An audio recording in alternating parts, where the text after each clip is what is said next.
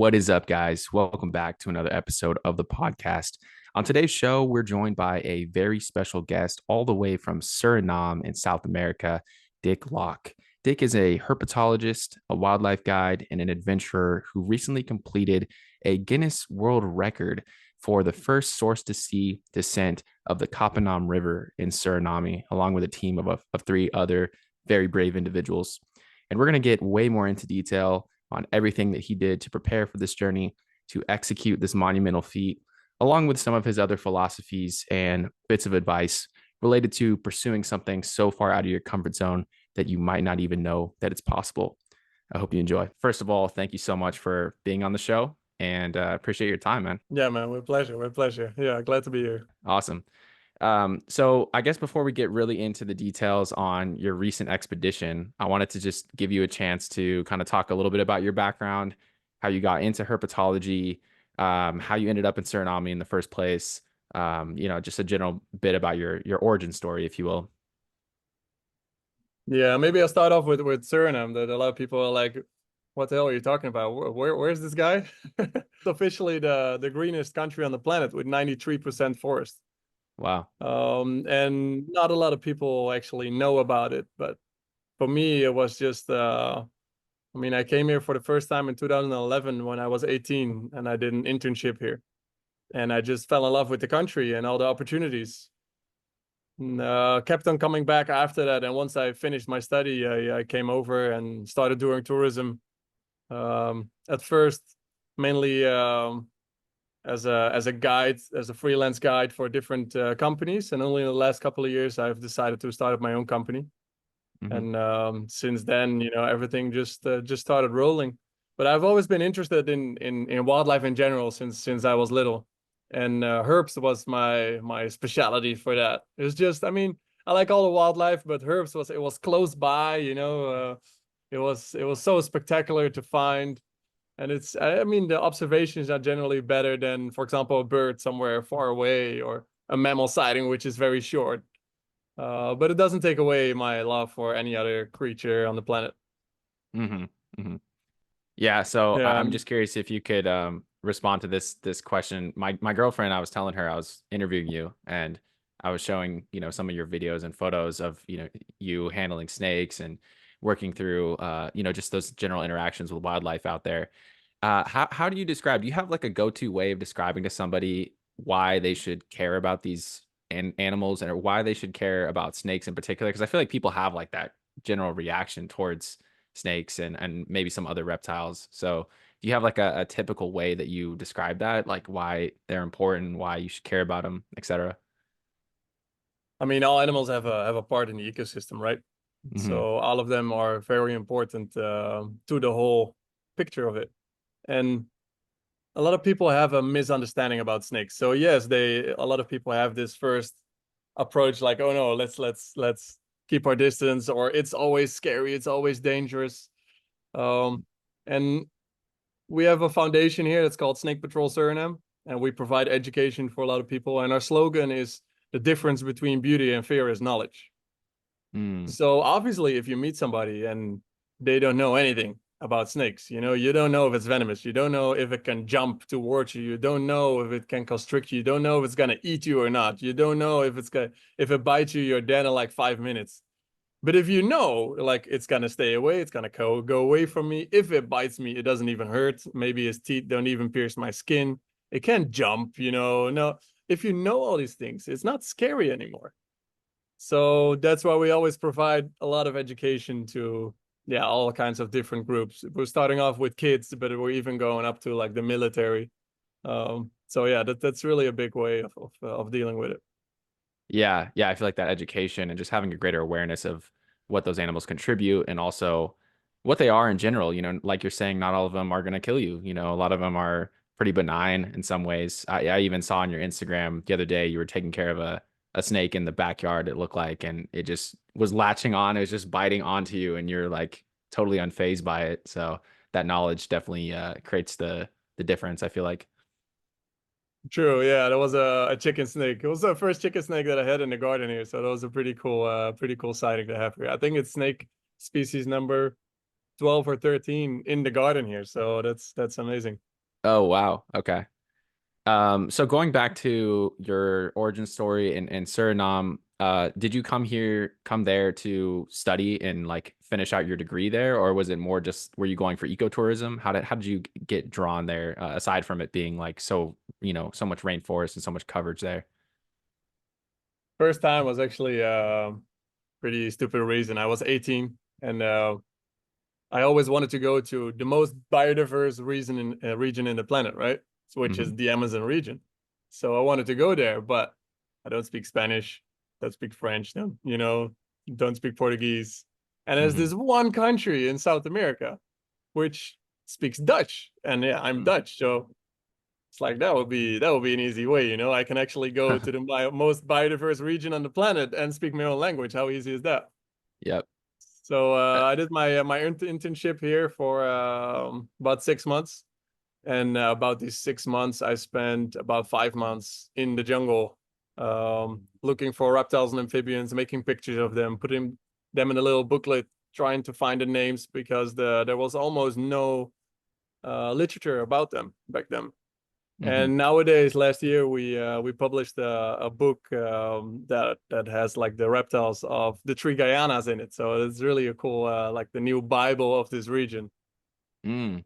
So yeah, it's a big difference. And then after that, after my first internship, I went back to the Netherlands. And originally, I wasn't even planning to come back to Suriname that fast. I was like, okay, there's it was a cool country, but there's a lot more countries that I still want to go to. Um, but then I'm the type of person that goes into the nature to unwind, to get my brain like straightened again. Otherwise, I cannot concentrate in class. So if Yep. I do classes, if I'm studying and I'm going to the forest for a little bit, I can at least concentrate a little bit again. So this place where I was living, there was no forest whatsoever. So I was just stressing out. I couldn't get my head together. I just needed to get out of there for a bit. So I decided to come back to Suriname for at least a couple of months. And that really got me back on track. And after that, I organized an internship in Brazil, which unfortunately got canceled like 2 weeks up front. I was like, shit, now I need to find something else last minute, and I'm definitely not gonna do my internship in the Netherlands. So I decided to go back to Suriname again because I already had some contacts here. I could set something up pretty fast. Hmm. Eventually, I wanted to do my final thesis, and they told me you cannot do your final thesis in a foreign country. I'm like, shit, but I am gonna do my final thesis in a foreign country. Why would I do it in the Netherlands? I never planned to stay in the Netherlands. Hmm. So after some pushing and pulling, they agreed. They're like, okay, you can do it in a foreign country, but only in a country where you already have experience. I'm like, sure, I'll go back to Suriname. Yeah, And done then deal. eventually I finished my study. And then you have the choice. You could be either an ecological advisor. I studied ecology and wildlife management, and about 90% of the people that finish it get to be a ecological advisor, which is not a great job. I mean, it pays well, but you're always the bad guy. I know the feeling. Like you Yeah. get to a place, they start building something new, and then you get there like, I'm sorry, but I saw this bat. So that means, your whole project's gotta stop for this and this long, and your buildings cannot be higher than this so many meters. I didn't want to do that. Yeah. So I was like, you know what? I'm just gonna buy a ticket, get to Suriname, and then I'll see what it'll end up. Maybe I'll stay there for a year or 2 years, and yeah, it's now been over 8 years. So and I'm not planning to go away anytime soon.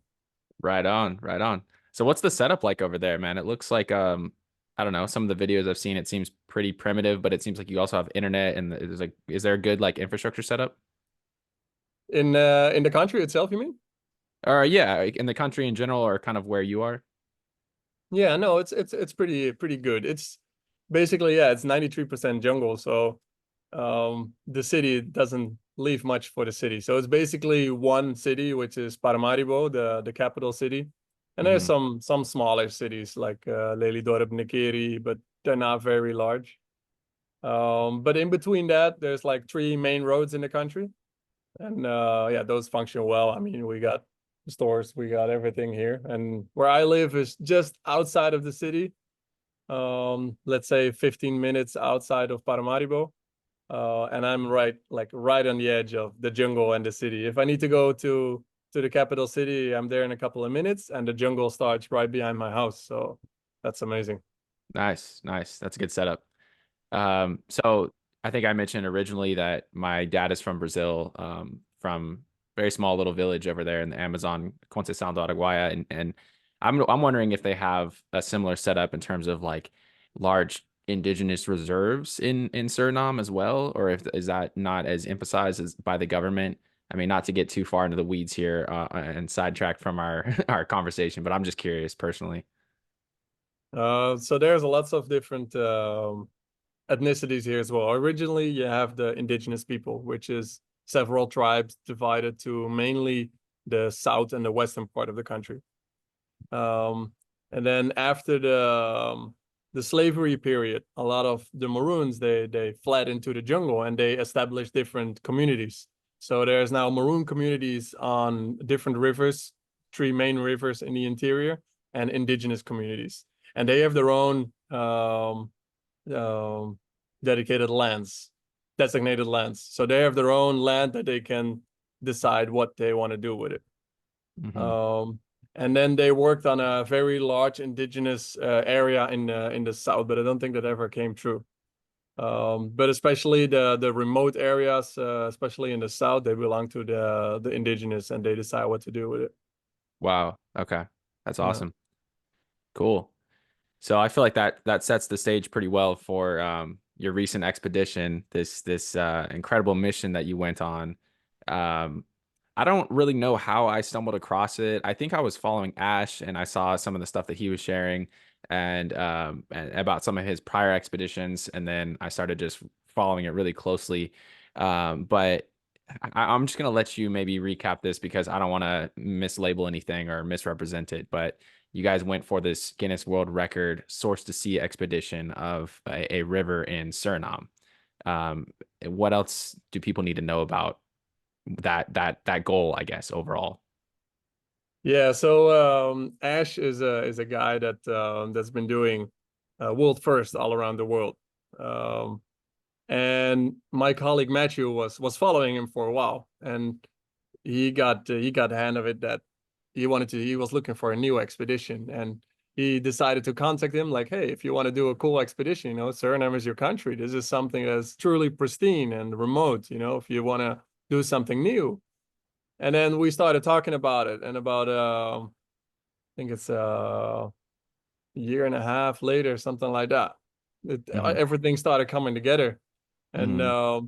basically Ash asked us like, what is the most extreme thing that you could do in Suriname? So Matthew and I, we started thinking like, okay, how can we set this up? What is one of the remote rivers? What's the longest that you could do? And then we were looking at the Coppename River, which is a river that starts at near Juliana Top, which is the highest part of Suriname. So we were thinking two things. We could do like highest point of Suriname to lowest point, aka the sea. Um, and we could combine that with traveling the full length of a river. Okay, but it's not extreme enough yet. We need something more. So we're looking at, okay, Juliana Top we got, and then we're passing about Table Mountain. Table Mountain is a tapui mountain, so completely flat up top, which is one of Matthew and mine's favorite places to go. It's like a different planet up there. There's like 300-meter high waterfalls tumbling down. It's just so amazing to be there. So we were thinking, what if we start off at the highest point, get down, climb Table Mountain on the way, and then push through all the way towards the sea? Will that be possible? So we Hmm. are we are thinking everything ahead and planning everything out. What if we can land here? How long will it take to the top? We guess about 4 to 7 days, and the next part would be 7 to 9 days. So we compartmentalize the whole expedition. Well, it's funny because 90% of this area we had never been, so it's really hard to plan because you don't know what it looks like on the ground.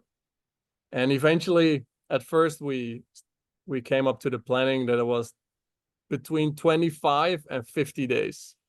And then as we went on and as we talked to more and more people that stumbled up on some of the places, that visited some of the places, we thought, okay, it would probably be somewhere around 40 days, which is crazy because in the end it took us 37 days. So it's Wow. crazy how narrow that window was. Hmm. Dang, that's epic, man. That's epic. So, was there a target? So you were saying 40 days was like the general estimate of how long it should take you to complete the whole expedition.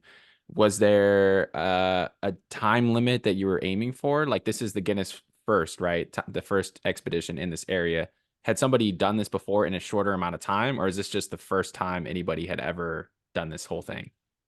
Yeah, so it was basically three goals. One was the full length of the Coppename River by kayak, which Hmm. nobody had ever done before. Mm, Um, and then the other two were the fastest climbs of the Juliana top and the Table Mountain. mm, Um, those are I'm a little skeptical about because there's no official records, but I know people that have been there, you yeah, know?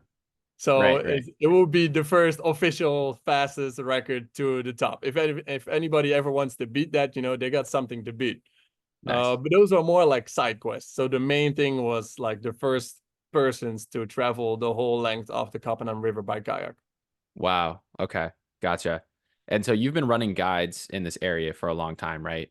Like rafting trips, kayak trips, and hiking trips. Was that a little bit like compare that to something that you've already done in that area on the river? Was this just like 10x that, or was this like somewhat in the realm of what you thought was possible? Like how much were you really pushing the boundaries with that source to see kayak trip? Um, so there's two of the main expeditions that we do. One is about 2 weeks on a kayak. The other one is about 2 weeks hiking. Hmm. Um, which is to Table Mountain. And then this was sort of like a mixture of the two, which is challenging because you're bringing different gear. Hmm. And also like if you don't bring enough food and you have to manage for 2 weeks, you'll manage, Hmm. but 6 weeks, 7 weeks, it's different. Your body is shutting down after a while, and um, especially the parts towards Juliana top, the highest point towards Table Mountain. Um, we were very limited on bringing extra food because we are also planning on filming everything. So we bring a lot of camera gear, we bring all our sleeping gear. Um, so it's challenging to bring the food, and you don't want to bring too much, but we also didn't have too much. Hmm. Especially alongside the river, that's all right. Alongside the river, we can catch fish. But towards Table Mountain and towards Juliana top, there's no fish. So it's challenging to get enough food there. And yeah, it's hard to say how much heavier this was compared to other expeditions. Honestly, most of the expeditions that I do, I find pretty comfortable. Hmm. Even though it's a physical challenge, we have everything under control, everything is all right, the place. Uh, and this expedition truly pushed our physical and mental boundaries like completely. Hmm. You walk a couple of 100 meters and you're so tired. You're sitting down again and you have like 25, 30 kilos of gear on your back. Just standing back up again is such a heavy task. And then again, make a new trail, cut your trail. Hmm. And some parts of the forest were all right, but especially on Table Mountain, we didn't manage to climb the top of Table Mountain because it was just too heavy. We were only covering max 1 kilometer a day, and we were working hard. Yeah. But it was such dense bamboo, you could not get through it. And we were sharpening our machetes every 15, 20 minutes because otherwise it wouldn't cut through the bamboo. Wow. Yeah, that was so challenging. That's intense. That's intense. And so you guys had to make the decision to turn around at that point. Like how long did it take you to reach that call? Yeah, we had We had a point coming down Coppename River, already 2 weeks in the expedition. Already very heavy 2 weeks. And then you meet the junction of the creek that comes from Table Mountain. And I flew the drone up. And it's scary because this mountain is really fucking far. Yeah.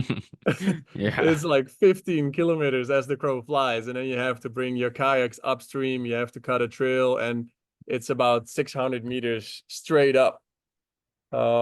Which doesn't sound a lot to many people, I think, but jungle is just a different thing, man. If you have to push through something like that, it's just so much heavier if there's no trails or whatever.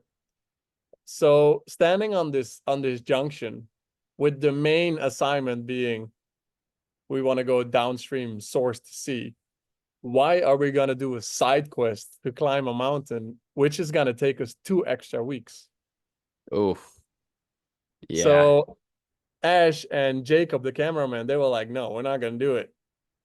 But Matthew and I, we've been there. We know like Table Mountain is off the charts. It's so incredibly beautiful.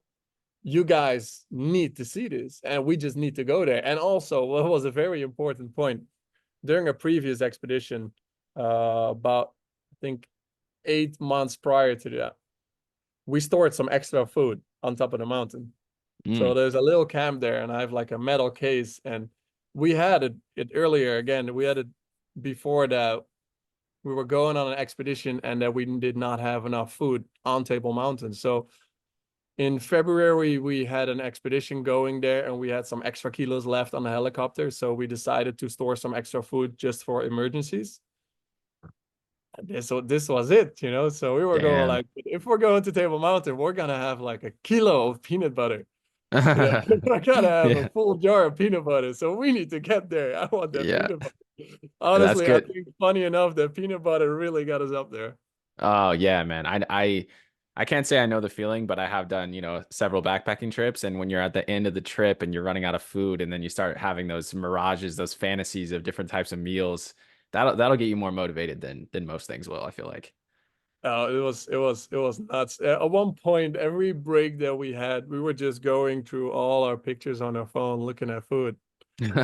Especially Jacob, the cameraman, he was so much into this food porn thing, you know. Yeah. Just going through it, it was like, oh my god, look at this lasagna. Oh, when I'm back, I'm Oh. gonna make this, and all of us were making lists. Like, first thing what I need when I'm getting back is this and this, and then the first week for breakfast, I'm gonna eat this. For lunch, I'm gonna eat this. You know, the whole thing we have planned out.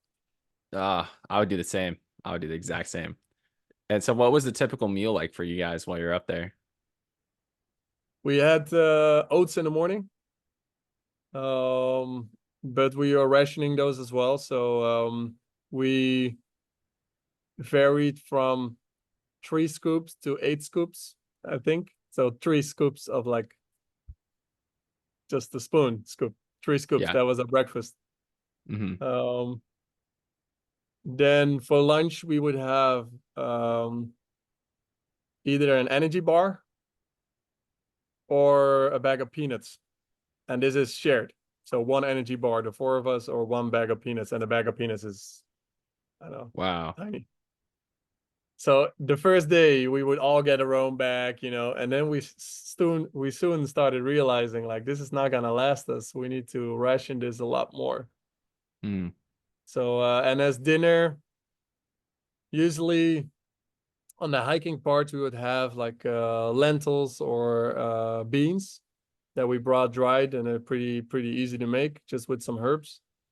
And alongside the river we would have a lot more fish, and the fish in those areas is, I mean, they always say fishing is a thing of patience, right? But not in these waters. You just throw something in and you get something. It's really easy to catch many kilos of fish. And even when it's dark, you walk around with your headlight and your machete. You don't even need a rod or something.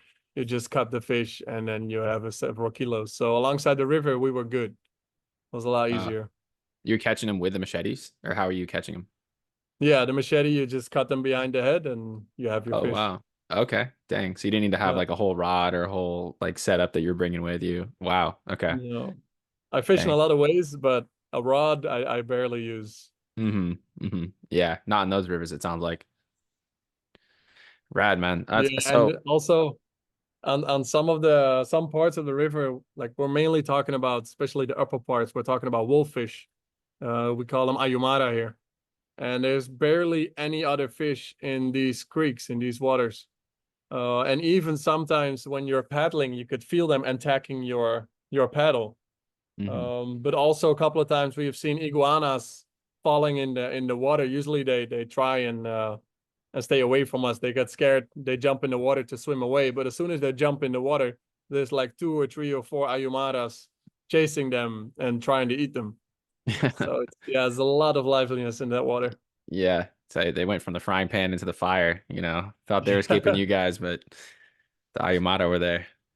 yeah. Uh, so what about some of the other uh critters that you ran into or just animals in general? I mean, I saw that you guys saw a jaguar, which is incredible. Was that the first one that you'd ever seen out there, or was that a little bit more common, I guess?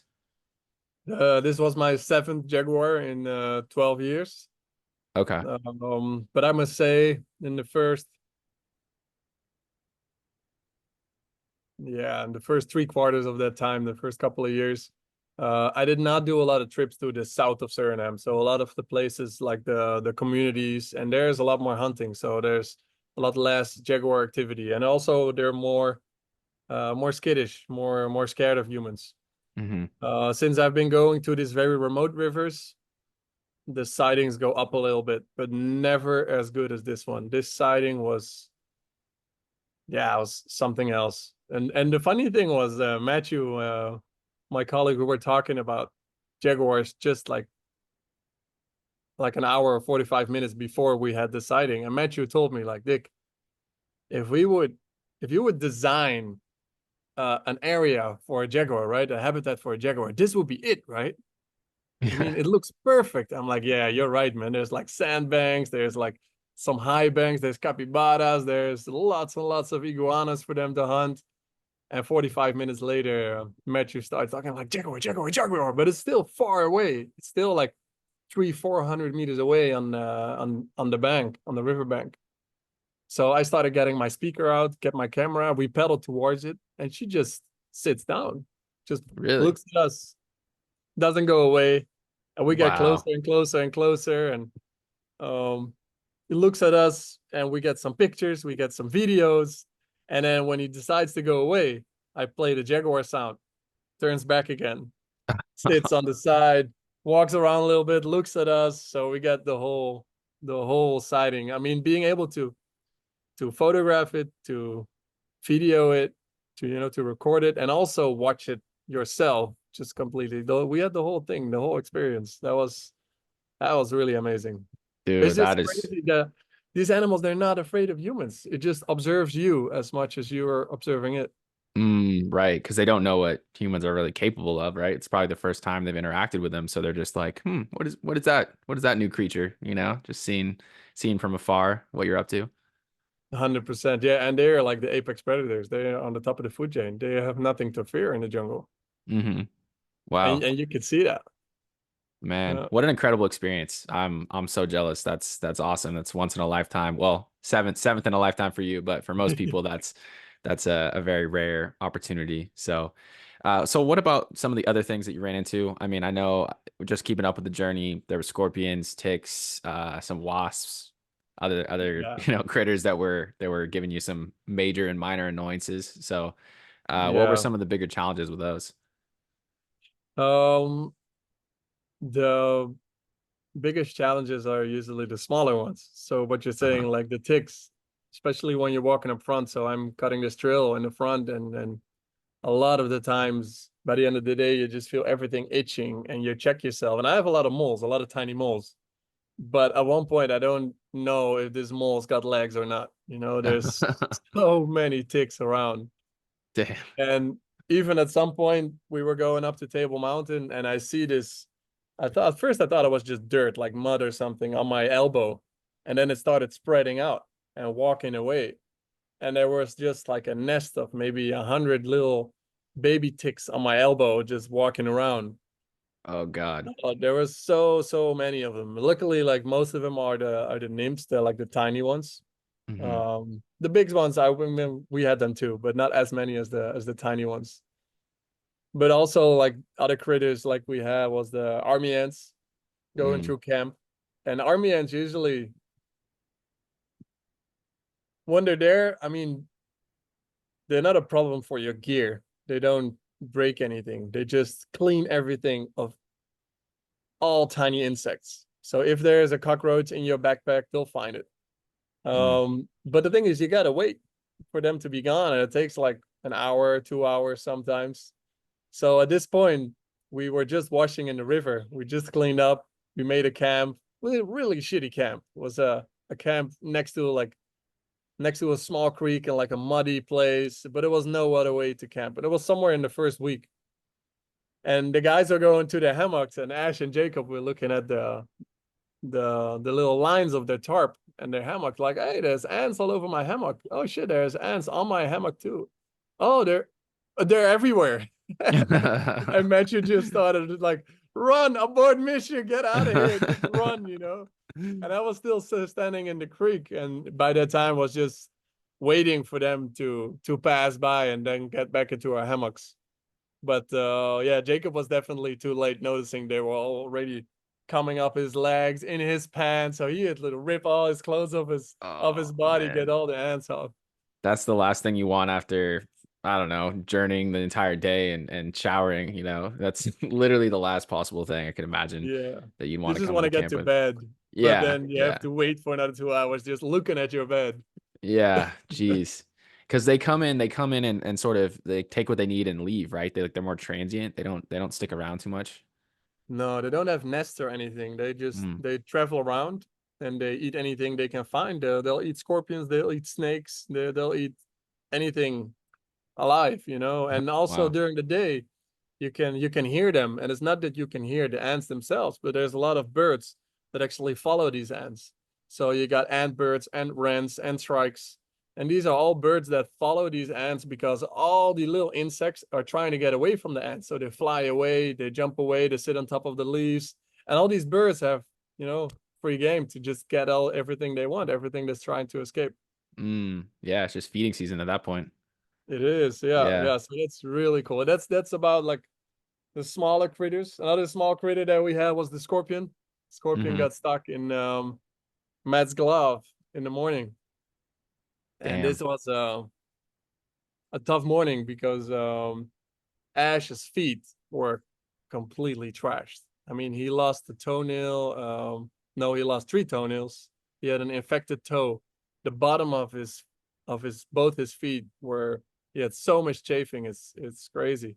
So I only got to know him about 3 weeks into the trip. That's when he started talking a little bit because the first 3 weeks he had so much pain. He was really pushing through. Jacob had a muscle strain in his arm because of the backpack was so heavy, and every time you're trying to lift it up from the ground, it's pretty heavy for your elbows and your arms. Hmm. So he strained a muscle, and then Matthew had an infection on his arm, and then that same morning he put on his glove, and he's like, "Shit, I feel a lot of pain, and it's way worse than a bullet ant." So we're trying to find it, and it was a baby scorpion that got stuck in his glove. So that was Dang. a luckily it didn't get any worse because some of this species, well, especially this species, they can make your arm like swell up completely. They can give you fever. They can give you diarrhea, depending on how much venom you get. So luckily, just in a couple of hours, it already went down and it wasn't as painful anymore. But Hmm. that was a really tough day because that was the day that we had to climb Table Mountain. Jeez. So all Everything of was us going were, wrong at the same time. oh my God. And I slept really bad. So I woke up all groggy and tired. And I realized like nobody's going to help me today cutting the trail up the mountain because nobody can. Hmm. Um, so I guess I just got to do it. And going up that mountain, we were in some kind of beast mode, just went on and on and on. And it was only on the way down, like a week later, that I realized, like, holy shit, I don't know who made this trail, but it's crazy. It just keeps on going. And it's like making a trail like up a mountain, steep up over rocks, over fallen trees. I don't know where I got the energy from like 3 weeks into the trip. Yeah, you just tap into some internal primal reserve of energy that comes up when you absolutely need it the most, right? Exactly. And that's a moment we had a couple of times during the expedition that mentally like I can't go any further. This is the max my body can take. And then you discover another bucket of reserved energy somewhere, and apparently you can keep on going, and like a week later you're like, no man, this is it, I'm dead, and you can still keep on going. It's so crazy how Yeah. much the body can take. Right. Yeah, I wanted to ask you about the mindset and sort of how you approach some of these insurmountable obstacles or what felt like they were insurmountable.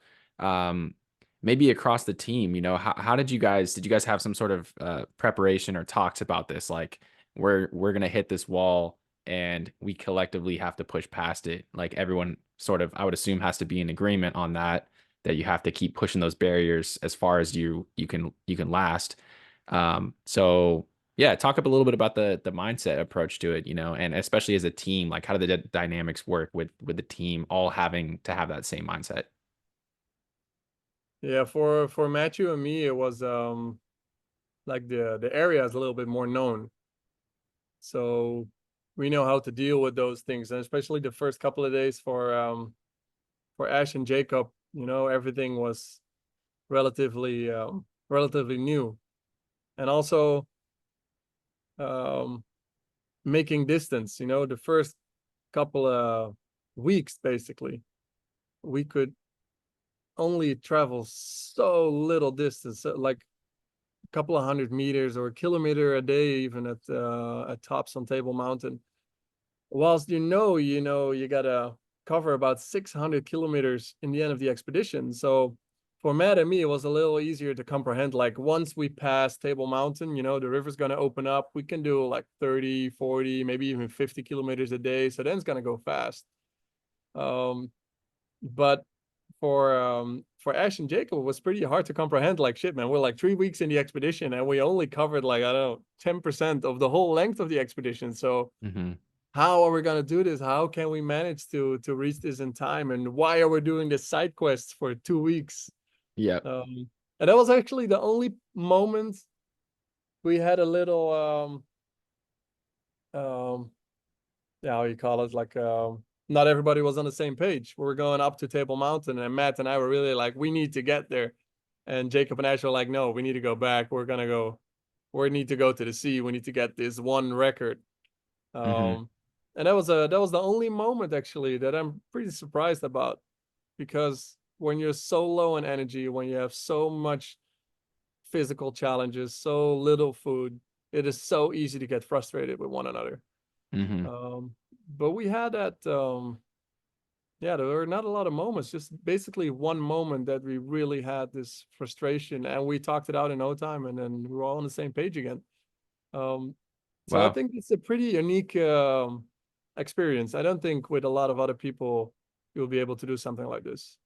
Right, right. Yeah. I guess at the outset, given that Ash had already done some of these extreme events, pushing the boundaries of what's physically possible, and then given your guys' familiarity with the area already, it seemed to be a good match from the beginning, right? Like you didn't have someone that was coming in as a curveball, like, all right, what are they like offering to this trip? What are they contributing, or are they maybe cut out for this? It seemed like from the outset, everybody was already pretty dialed in. True. Yeah, definitely, definitely. Yeah, Ash has a lot of experience with his prior expeditions, um, and is mentally very strong to that.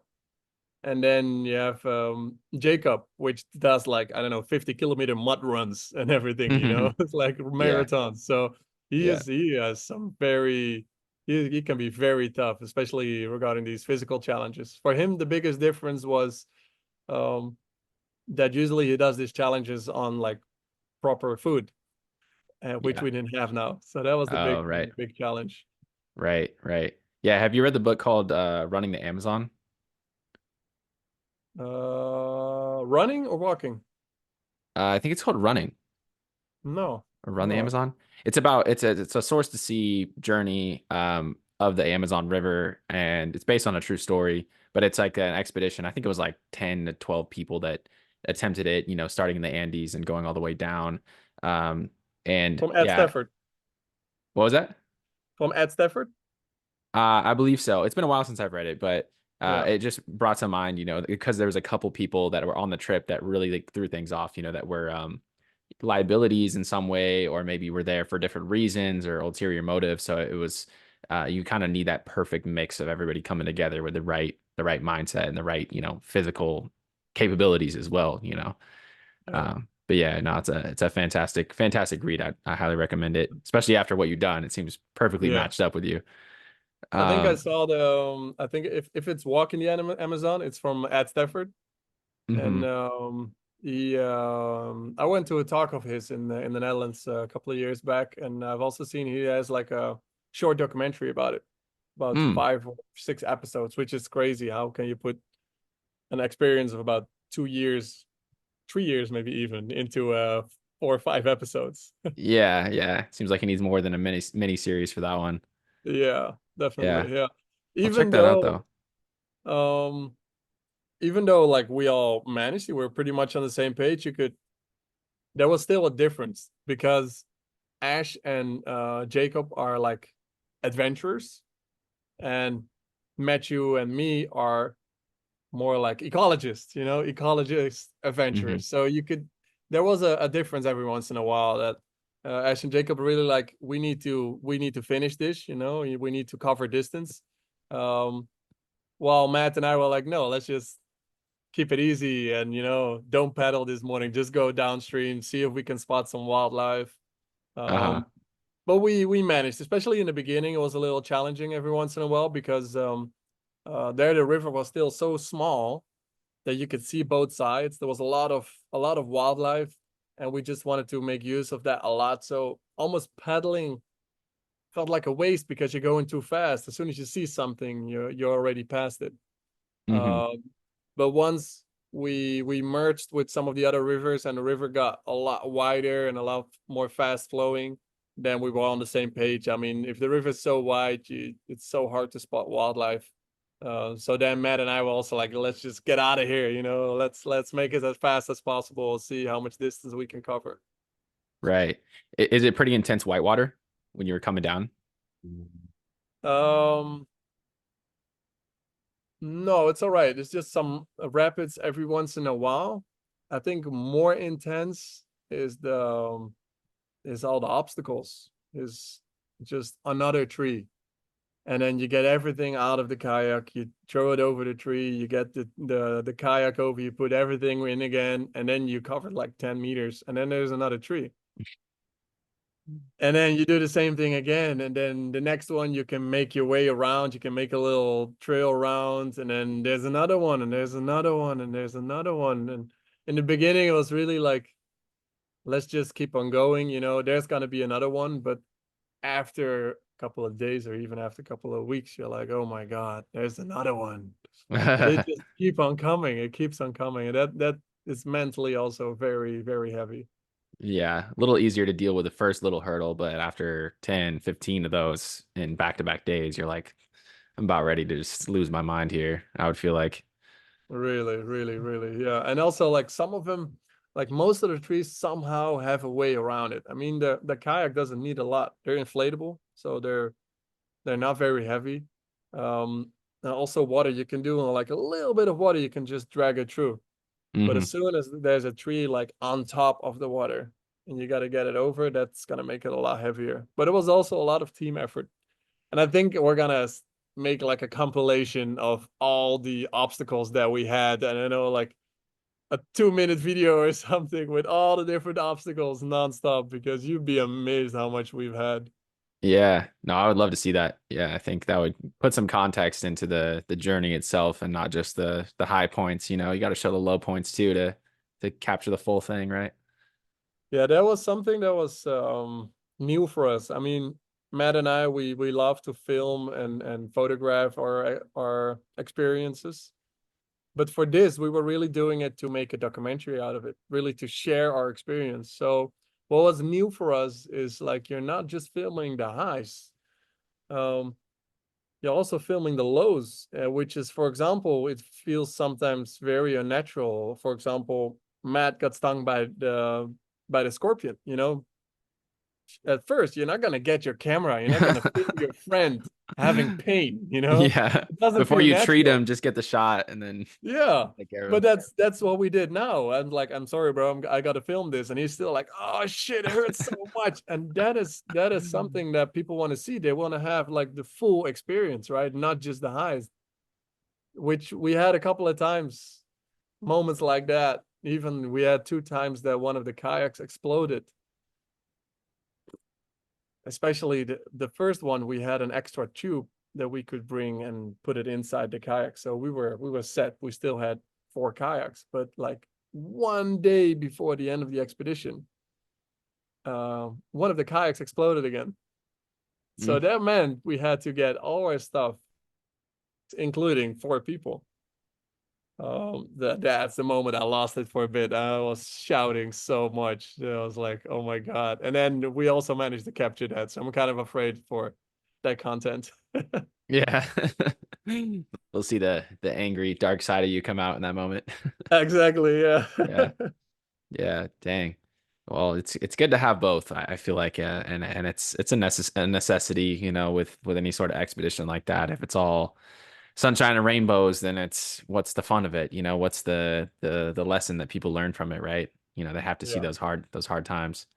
Yeah. So Definitely. speaking of the high points, man, what was it like? Just, if you can somehow summarize like what it was like getting to the end of this, like when you hit the sea, what was that feeling like for you guys? And what was the team? How was the team receiving that?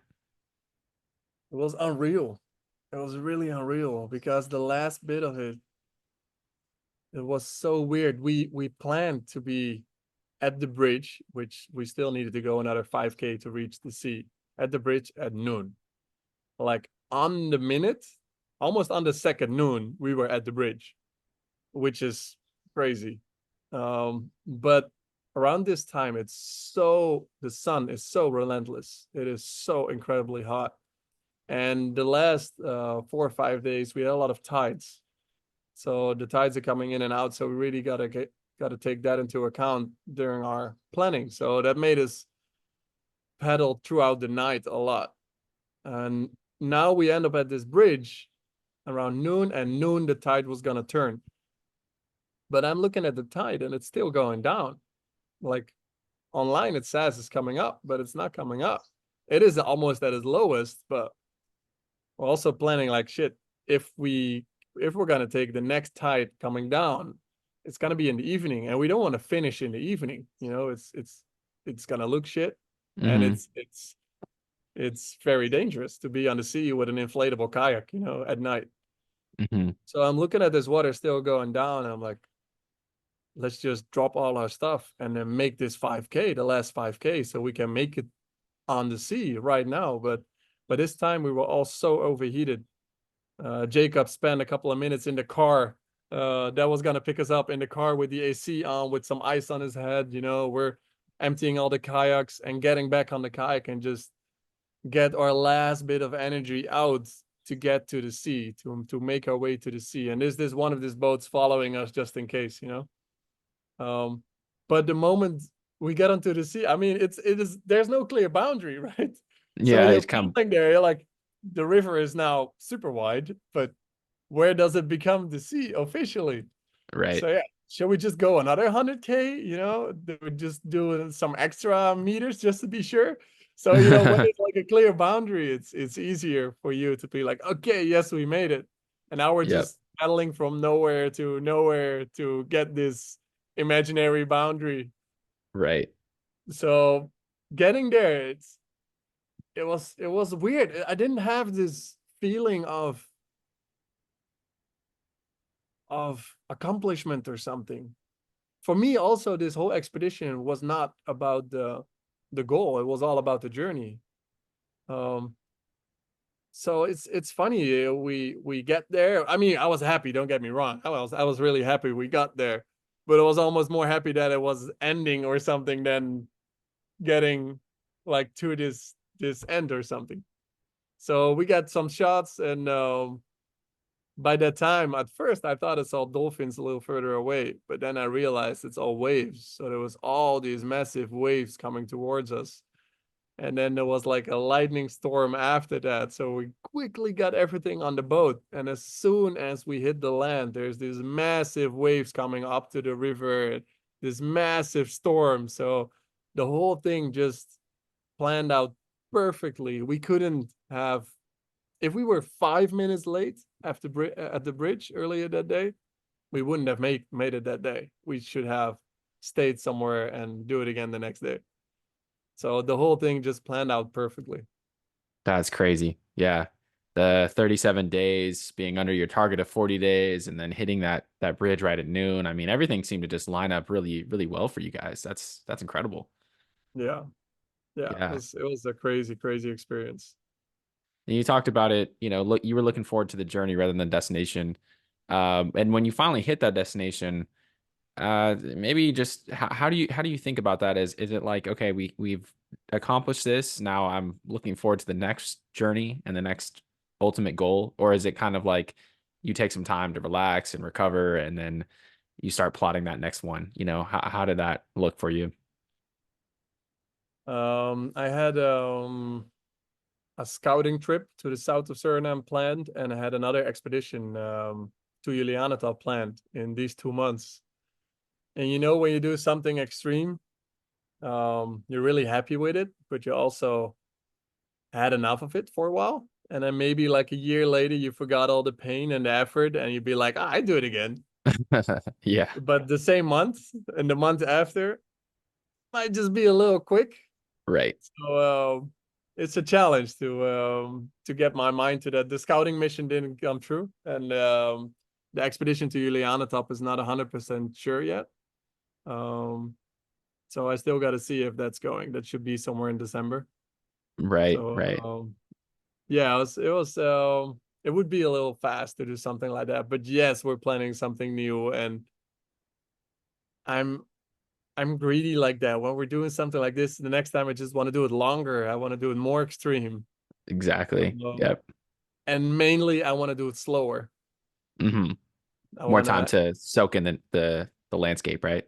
yeah, yeah. I want Yeah. to, I mean, at some point you just want to catch some fish and smoke it, which takes a while to smoke it. But you have some extra food, you can gain some weight, you can rest a little bit, and then make like a half a day of pedaling because we Right. did full days every day. So I'd love Damn. to do something like this, but maybe a little slower. Yeah, yeah, that seems like the best way to do it. You got to do the extreme events, but then also, you can balance out the extreme with some more leisurely type of trips as well. Yeah. Man, Yeah. well, that is some incredible story, man. I'm blown away by everything that you guys accomplished out there. Um, really appreciate you sharing your whole journey and everything that went into it. So I guess you talked a little bit about what's coming up next for you, but if people want to, tune in, maybe you mentioned the documentary that's coming, or if you're working on some other compilations, or if they can find you in general, maybe this time for you to just plug that all for everybody. Yeah, so first of all, it's really important that everybody knows where Suriname is. So that's the thing that I want to do. I would just want to put Suriname on the map. It really deserves to people to know where it is and how beautiful it is. But also here we're struggling with gold mining and logging.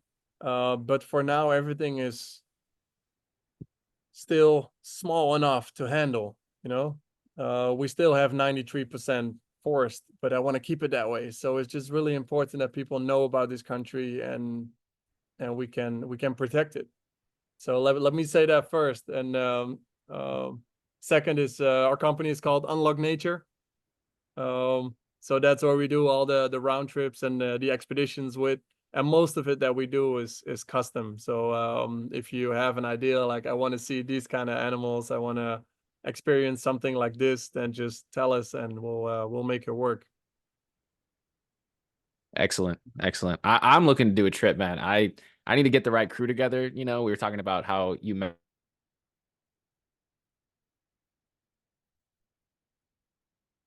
meshed with the group. And I know some people pull that in, man. I will definitely get in contact with you, and I encourage everyone else to do the same. And I really, just support your mission in general. Keep doing what you're doing, keep spreading that awareness. I think it's so important, coming from my own personal background and my own investment and care for the Amazon region. It's the most important. I think personally the most important topic that is not talking deportation and everything that is going on out there, all the different pressures from different industries, and then also the political pressures as well. So yeah, keep spreading that awareness. I'm gonna try and keep doing the same on my end. Yeah, thank you so much for your time, man. Thank you so much.